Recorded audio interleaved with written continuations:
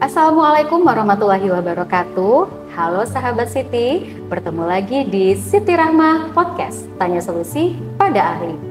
Pada episode kali ini bersama saya Rini, kita akan membahas tentang polio.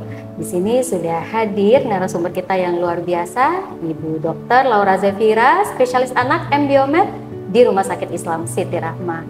Assalamualaikum dokter. Waalaikumsalam Rini. Apa kabar dokter? Alhamdulillah baik.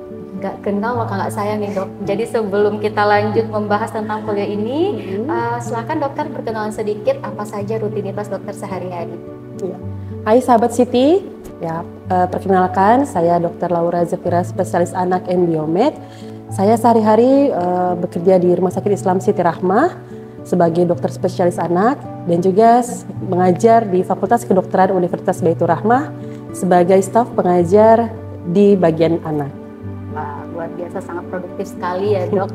Nah dokter, sekarang ini kan kita lagi digalakkan PIN polio ya dokter ya, Pekan Imunisasi Nasional Polio. Nah, tahukah sahabat Siti bahwa ini dilatar belakangi dengan temuan kejadian luar biasa polio atau KLB polio di beberapa provinsi di Indonesia, di antaranya Aceh, Jawa Barat, Jawa Timur, Jawa Tengah, dan Papua. Nah, sebenarnya polio itu sudah tidak asing lagi di telinga kita ya sahabat Siti dan dokter, bahwa kebanyakan kita menyimpulkan bahwa polio itu adalah penyakit lumpuh layu. Nah, sebenarnya seperti apa sih penyakit ini dokter? Ya. Jadi polio itu merupakan suatu penyakit infeksi yang bisa menular yang disebabkan oleh virus. Nah, nama virusnya itu virus polio. Nah, virus polio ini dia bisa menyerang sistem saraf sehingga bisa menyebabkan kelumpuhan, bahkan juga kelumpuhan saluran nafas hingga kematian. Tapi nggak salah juga kalau kita simpulkan polio ini penyakit lumpuh layu ya dok, bisa dikatakan karena yang diserang itu adalah motoriknya langsung, seperti itu. Nah dokter, untuk penyebarannya sendiri itu bagaimana dokter? Antara satu anak dengan anak yang lain itu bagaimana mekanismenya? Ya, karena ini penyakit infeksi menular, maka dia bisa menyebar ya kan.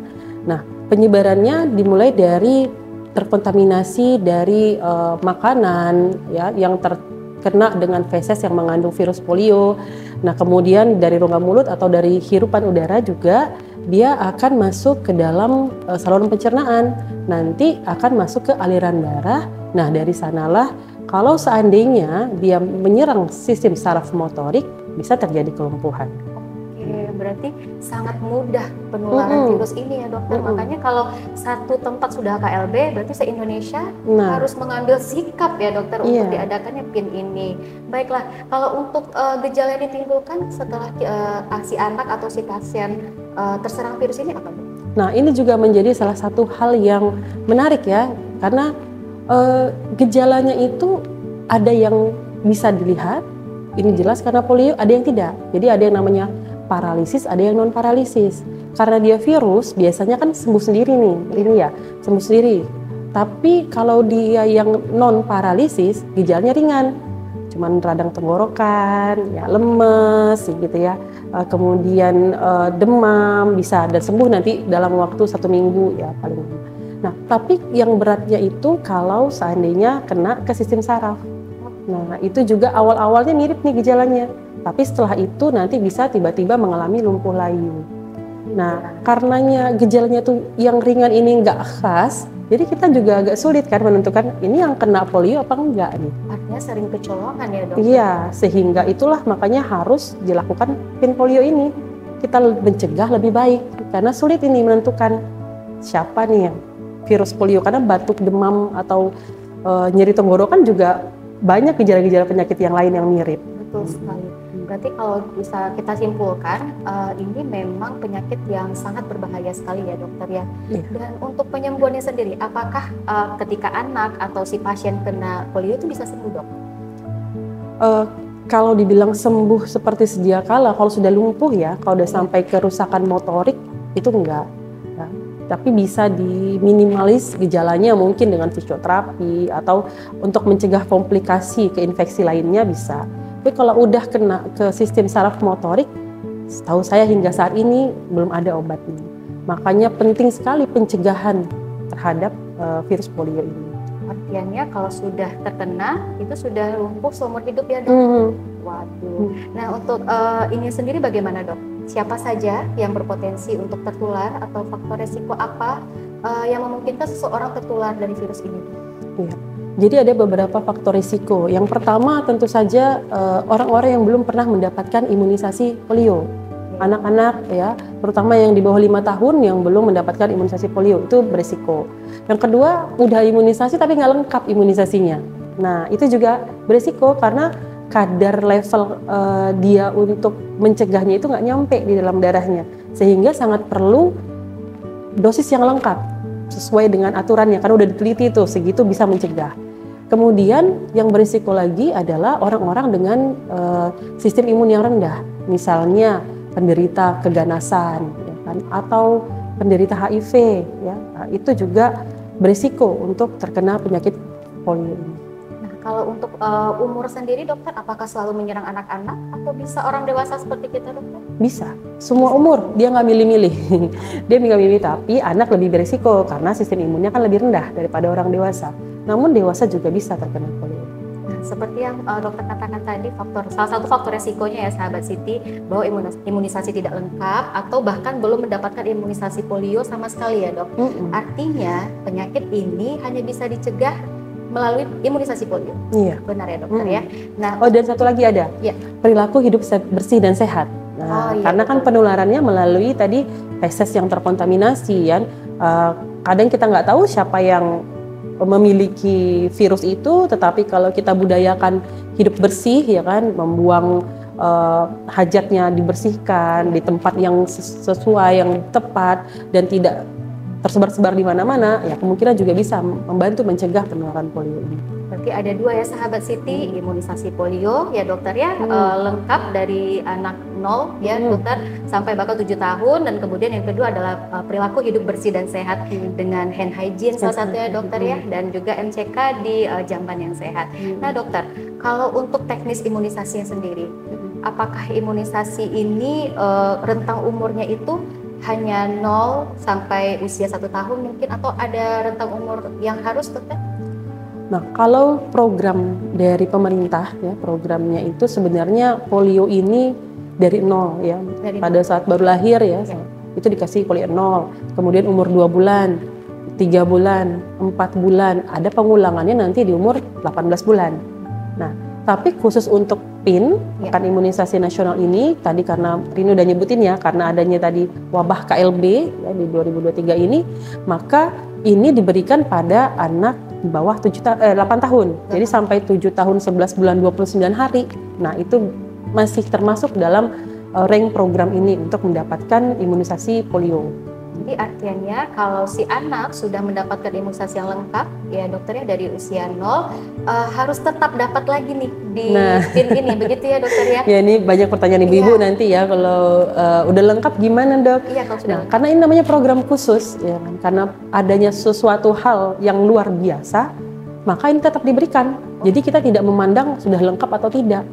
Nah, pertanyaan berikutnya, bahaya nggak dok dikasih lagi kelebihan dosis nggak nanti? Itu gitu yang kan ya? dikhawatirkan oleh ibu-ibu di rumah nih dokter. Alhamdulillahnya setelah dilakukan penelitian tidak ada efek samping yang berarti ya terhadap pemberian ulangan itu. Jadi aman, insya Allah aman.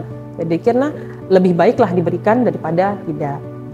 Nah dokter, kalau untuk yang PIN nanti itu pemberiannya apakah itu oral atau kan juga ada ya dokter ya disuntik, itu bagaimana nanti dokter? Khusus untuk PIN ini kita yang oral diberikan 2 tetes dalam 2 kali pemberian. Nah kebetulan Sumatera Barat program pemerintahnya itu dimulai pada tanggal 23 Juli 2024. Sampai tanggal 30 nanti ya dokter? Dia seminggu ya, sampai tanggal 30. Nanti dosis keduanya di bulan Agustus. 2 minggu setelahnya gitu ya dokter ya? Paling cepat 2 minggu setelahnya. Ini satu lagi nih dokter, ketakutan ibu-ibu di rumah termasuk saya. Kalau anak imunisasi ini kan dokter, biasanya tuh demam seperti itu. Nah kalau untuk imunisasi polio ini, apakah nanti anak kita juga demam dokter setelah mendapatkan dosisnya itu? Nah, memang salah satu efek samping atau kejadian ikutan pasca imunisasi itu ada demam. Tapi polio lebih kecil resikonya, jarang sekali menyebabkan demam gitu.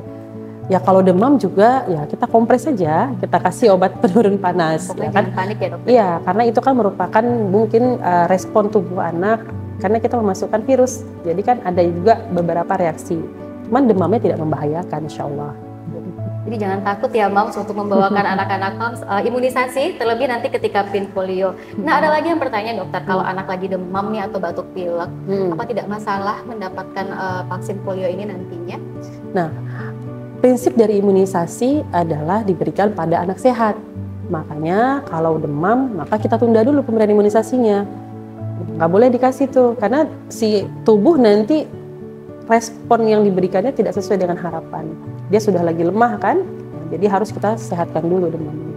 Nah kalau seandainya nanti ketika pin imunisasi itu dokter, kebetulan nih si adik-adik bayi ini juga ada imunisasi yang lain. Nah itu boleh dapat bersamaan atau ditunda juga dokter? Nah kalau combo ya, misalnya bersamaan itu Combo boleh, ya, dokter? boleh, Combo. boleh. Jadi dalam satu hari pemberian 2 atau 3 dosis vaksin yang berbeda itu boleh diberikan. Nah ini ada lagi nih dokter pertanyaannya dari ibu-ibu di rumah. Kalau seandainya ketika imunisasi dasar ada yang tertinggal, itu boleh dikejar lagi nggak dokter? Atau mungkin istilah kita kerennya catch up-nya gitu ya? Di catch up. Iya di catch up itu bagaimana dokter? Ya, imunisasi bisa di catch up, tergantung imunisasinya apa. Tapi rata-rata itu bisa di catch up, jadi nanti disesuaikan dengan jenis imunisasinya dan kita sesuaikan lagi jadwalnya. Tapi bisa di catch up, ada beberapa imunisasi yang bahkan sampai 5 tahun pun bisa kita kejar. Oke, wah, luar biasa sekali penjelasan dari Ibu Dr. Laura Zefira ya, moms dan sahabat Siti di rumah. Dokter, untuk pin polio nanti ada pesan untuk sahabat Siti di rumah, dokter? Silakan. Iya, ya kepada sahabat Siti, moms ya semuanya, mari kita sukseskan pelaksanaan pin polio tanggal 23 Juli 2024 guna memutus rantai penularan dari virus polio serta menghentikan atau menghindari KLB yang terjadi di Indonesia. Mudah-mudahan Indonesia bisa kembali menjadi negara yang bebas polio akibat kegiatan yang kita laksanakan ini dan bisa melindungi anak-anak kita ya, moms ya, sehingga anak-anak kita nanti menjadi orang dewasa yang produktif dan sehat. Terima kasih dokter. Dan sahabat Siti, jangan lupa untuk terapkan perilaku hidup bersih dan sehat. Tentu saja juga menjaga pola makan dan pola hidup yang sehat dan terapkan kepada anak-anak kita. Bila informasi ini bermanfaat, silakan like, share, dan subscribe video kami sebanyak-banyaknya untuk menebarkan kebaikan kepada seluruh sahabat Siti di rumah. Saya Rini bersama Dr. Laura Zefira, spesialis anak. Kami pamit undur diri. Terima kasih. Wassalamualaikum warahmatullahi wabarakatuh.